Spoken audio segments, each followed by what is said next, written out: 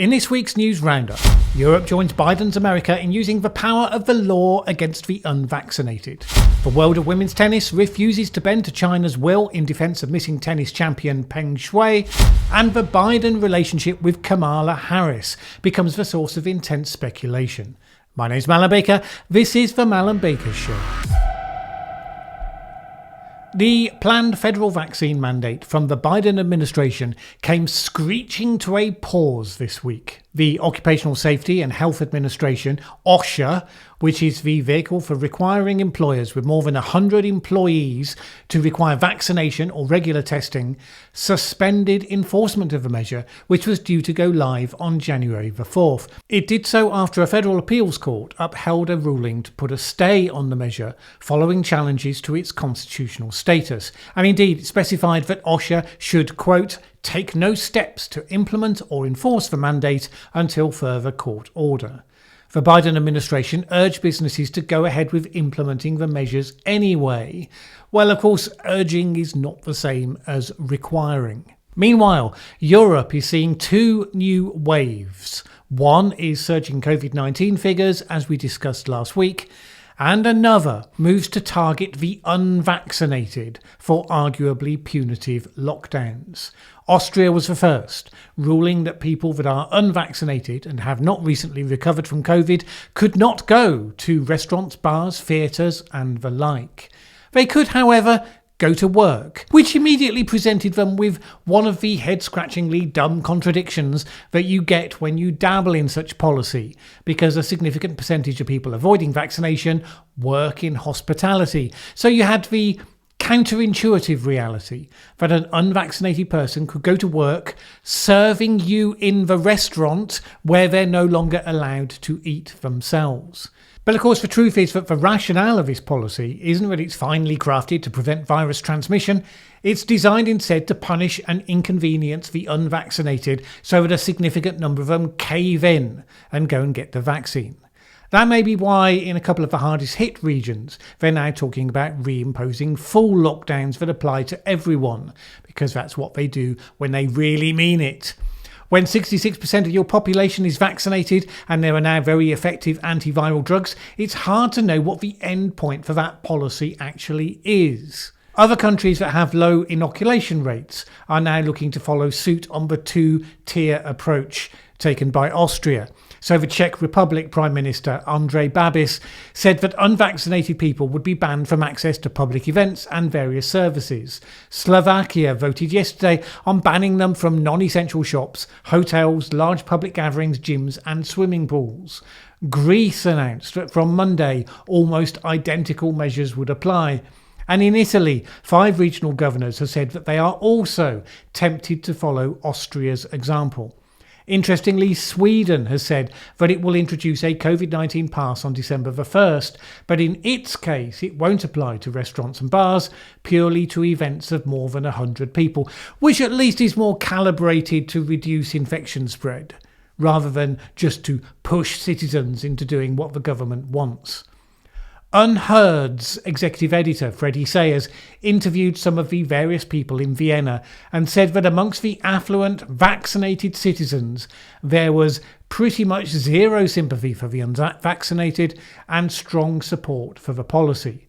He quoted one woman saying this, "I think it comes much too late. They're crazy. All the trouble we have is due to those people that believe in, I don't know, that the earth is flat.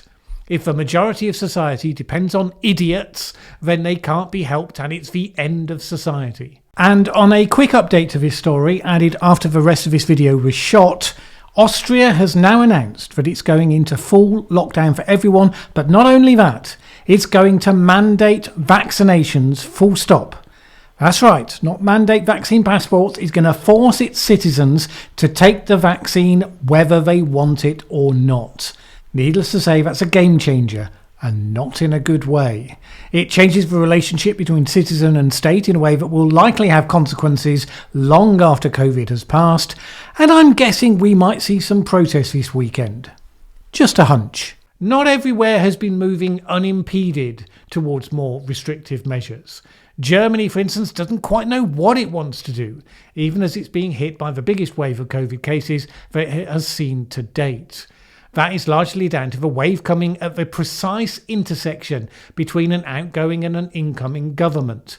The new coalition of SPD, Greens and FDP are close to forming a government, and they want the existing law to expire, allowing greater parliamentary control over emergency measures and ruling out strict lockdowns. Merkel's outgoing government has been trying to extend the existing powers. Further afield, the famously bullish state government of Victoria, Australia, known for its draconian COVID policies, found itself short of the votes in Parliament to pass its latest COVID laws. The former minister, Adam Somyurek, said that he would block the bill because it would lead to a tyranny of rule by decree, with too little oversight for the powers that would be transferred to Dan Andrews, the Premier. Without the bill, the government won't be able to impose lockdowns, limits on movement or mask mandates after December the 15th, when current provisions expire. Expect a negotiated compromise before we get to that point. Right now, there's still no proposition that the UK will follow any of this, in spite of the fact that the recent declines we'd seen in COVID cases had reversed this week. Not that some journalists weren't licking their lips at the thought of locking down the unvaccinated, and you can expect that the people who just a month ago were arguing that the UK should move to Plan B because its cases were so much higher than Europe's will likely effortlessly pivot to the argument that it should follow the lockdown measures being implemented in Europe because their cases are so much ahead of our own. But in some ways, that is the least of it. In the last 4 months, the UK has seen a steep rise in deaths, and the point is, no, not COVID deaths. According to data from the Office for National Statistics, nearly 10,000 more people have died during that period from non-COVID reasons than is usual for that time. The number of deaths in private homes is over 40% higher than the 5-year average. Professor Carl Hennigan, director of the Centre for Evidence-Based Medicine, has called for an urgent government inquiry into whether the deaths were preventable. Now, this is a surprise only if you've not been paying attention. When we locked down during the last couple of years, it was always obvious, and it was rarely but occasionally commented on, that all those cancer checks and the other scans that suddenly weren't taking place were going to end up feeding back into the system in an unpleasant way later on down the line. This is why I've said numerous times that we won't know the full cost-benefit calculation for lockdowns until, about 5 years after the event. Because the hoped-for benefits were highly visible, because we had a daily death count from COVID deaths at all times, but the costs in terms of overall impact on human health, as well as in terms of the economy with the various knock-on effects that has, that was only going to become visible so much later. Professor Hennigan said this: if you look at where the excess is happening, it's in conditions like ischemic heart disease and cirrhosis of the liver and diabetes, all of which are potentially reversible. Another indicator, a separate report, showed that more than 4,500 patients died after waiting on trolleys for more than 12 hours at swamped hospital accident and emergency departments last year. And it said it was likely this figure was an underestimate. Now, that was already a problem pre-pandemic, but the pressure on the system has made it a lot worse. Can you simply write all of those on the other side of the balance sheet as the cost of lockdown? Well, no, it's not quite that simple. Because the pressures of the pandemic on hospital services and the decisions by people to avoid those services if they could for fear of being exposed to COVID, those were probably going to happen in relatively high numbers regardless of public policy. Untangling cause and effect is probably impossible, which doesn't mean that people won't be loudly presenting figures in a way that supports their presupposed arguments. Now, in a minute, we'll look at how, at last, a major institution with lots of financial stake in China is refusing simply to do what Beijing demands. But first, there are times when government, companies, or any number of other groups do things that are so mind-stretchingly stupid. All you can do is look at the wreckage and ask, what on earth were they thinking? Some of the most dramatic examples have been explained by reference to a thing called groupthink. One often quoted example of groupthink in action was the Bay of Pigs invasion carried out by the Kennedy administration, or the Challenger disaster that came from NASA's failings. It's a term that's now often used and widely used, but what does it describe really? How does groupthink actually work? And can you usefully apply it to modern day phenomena such as woke culture wars, and even, if you're of the climate skeptical frame, the entire societal belief in man-caused climate change? That's something that I'll be looking at in the next deep dive video, going live on this channel at 7 PM UK time on Monday next week. Join me for that.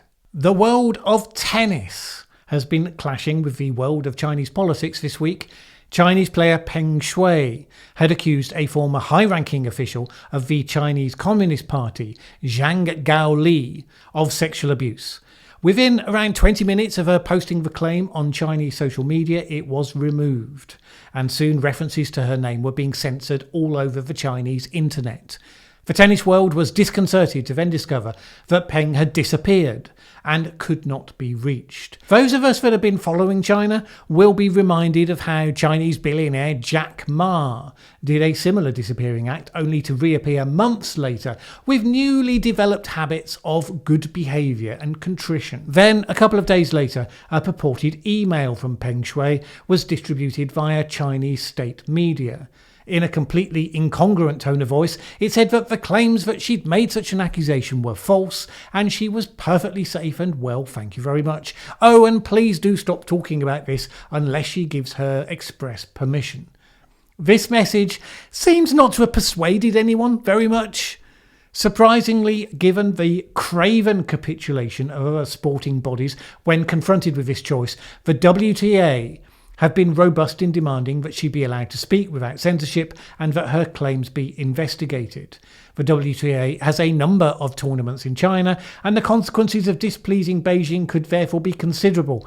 That hasn't stopped them from being robust on this. Chief Executive Steve Simon said that if there wasn't a satisfactory response to Peng Shuai's allegation and a restoration of her freedom, the WTA was prepared to pull its tournaments from China. And that includes the highly prestigious end-of-year tour finals, which was a jewel in the crown for tournament hosting, albeit that it happened elsewhere this year because of COVID restrictions. And the WTA response stands in stark contrast to the International Olympic Committee. Peng Shuai was an Olympian in past games. Beijing is due to host the Winter Olympics in 3 months' time. IOC spokesman Mark Adams said this: "We have seen the latest reports and are encouraged by assurances that she is safe." The IOC had no comment on the censorship of Peng's claims, nor on the accusation itself, and nor on the patently fake email. So credit where it's due to the WTA. Good to see finally an institution with something to lose that opts to do the right thing anyway. Slow hand clap at best to the IOC. It's hard to see how this plays out. China has been cracking down on celebrities who think they can behave differently towards the party, and this falls right within that wheelhouse. Most likely, as far as I can see, China refuses to back down. There's a breach with the tennis world. Peng Shuai does a Jack Ma, probably re-emerges into view in 3 months' time, probably declares her retirement from the tour at that point.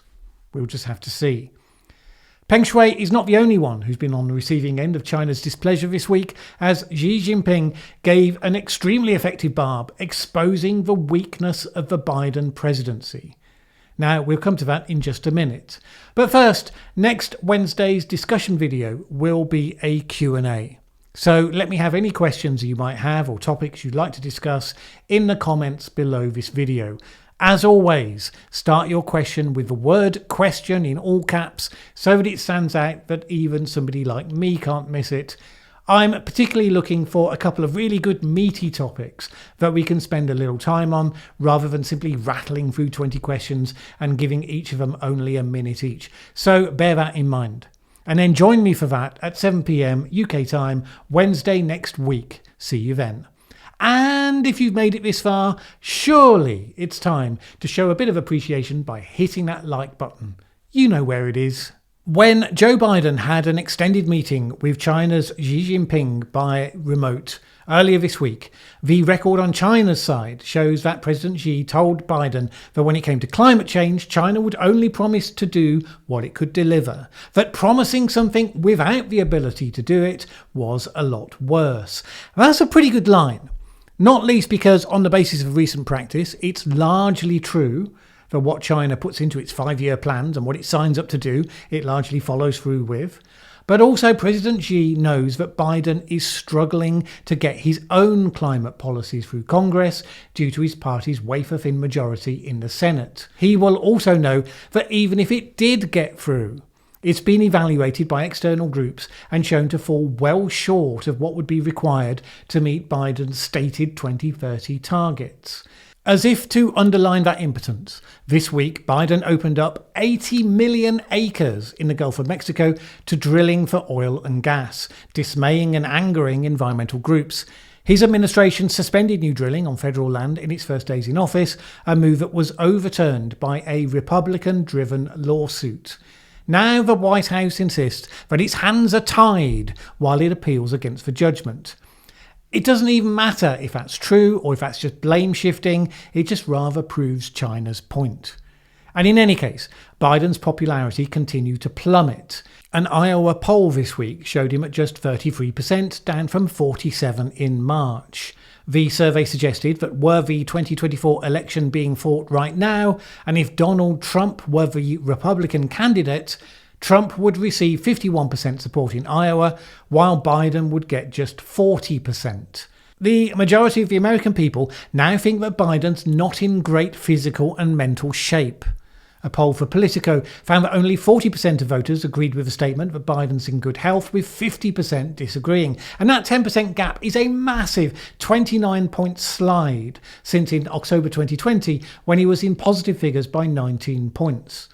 It's closer when asked whether he's mentally fit, with 48% saying he's not and 46% saying that he is. Again, that minus 2% is only just underwater, but it's a huge shift from last October, when he was given a plus 21-point rating.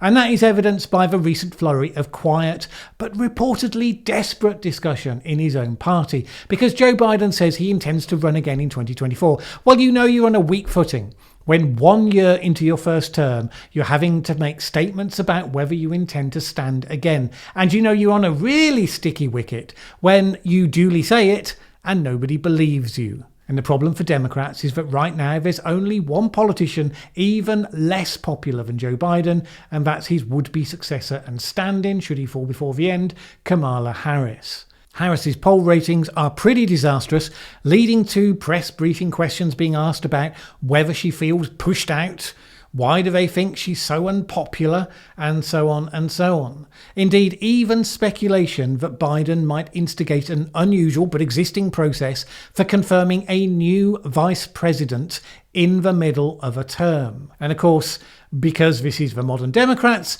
the answer very quickly goes to this is happening because she's a person of colour and because she's a woman, and therefore it's about racism and it's about sexism. That may be the go-to, but it doesn't convey a great deal of credibility in this case. It's more that people feel that she's just done a bad job in, admittedly rather tough assignments that she's been handed. And she comes across really badly in interviews, a fact that the Republicans have played on to great effect. And now, possibly, the relationship with the president's team itself is likewise reported to be bad.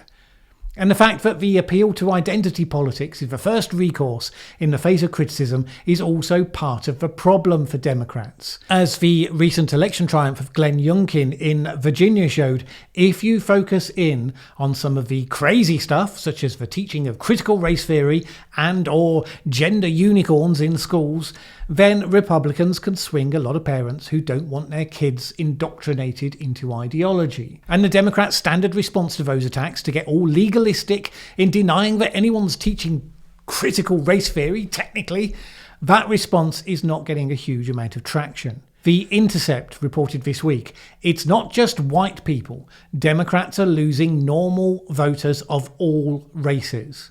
It reported how one consultant spoke to 300 Virginia women voters who had voted Democrat for the previous 2 elections and Republican for the most recent one. 1/5 of that group was not white, making the group slightly whiter than the state average, but not by much. When asked which party had better policy proposals, the group members overwhelmingly said Democrats, but when asked which party had cultural values closer to theirs, they cited Republicans. And they quoted one woman as saying this: "They fight for the right things and I usually vote for them, but they believe some crazy things. Sometimes I feel like if I don't know the right words for things, they think I am a bigot." And when asked to define what critical race theory meant for them, they said that it was teaching kids that they and their country are defined by the worst of its past. And you can't hide from the prominence of that message from recent Democrat discourse and its communications. So to come back to Biden's conversation with Xi Jinping, no, it's very hard to press a powerful rival to take action when it's so widely understood that you have no ground to stand on yourself. It's hard to see how that dynamic's going to change at any point in the near future. Apparently, there was an extremely hostile Zoom call with the BBC's Pride network last week.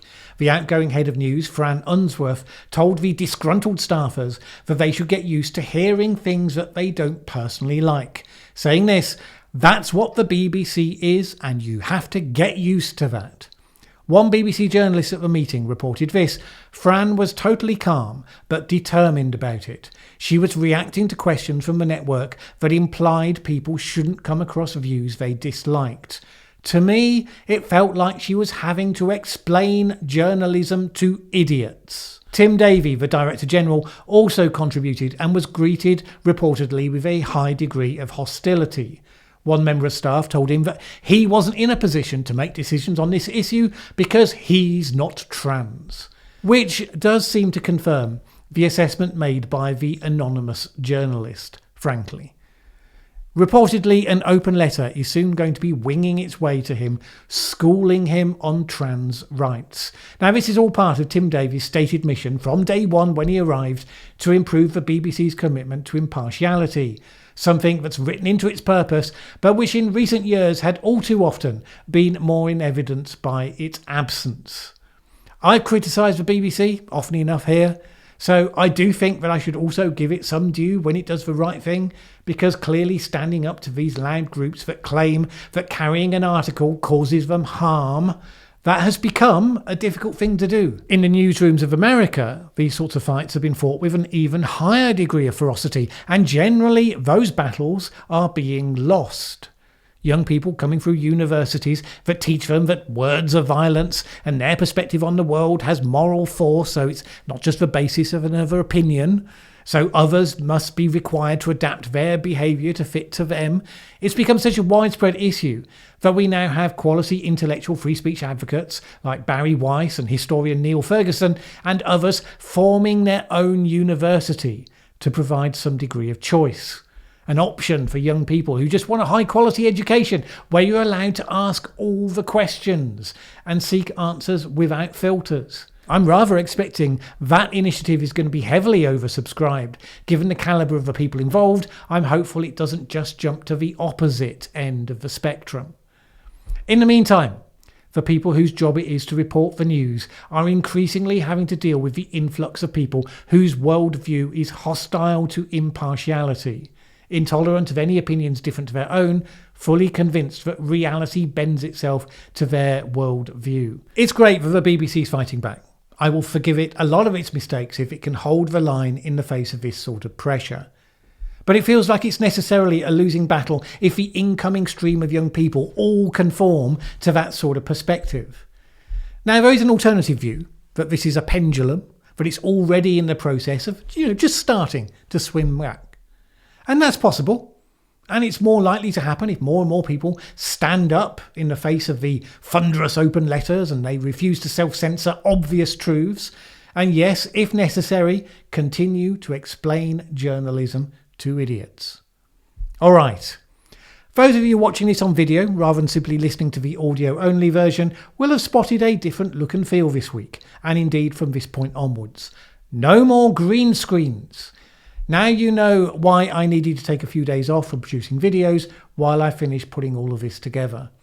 It's an indication of ongoing commitment to this channel for the time being, in spite of YouTube continuing to decline to show videos to non-subscribers since that algorithm tweak in early March.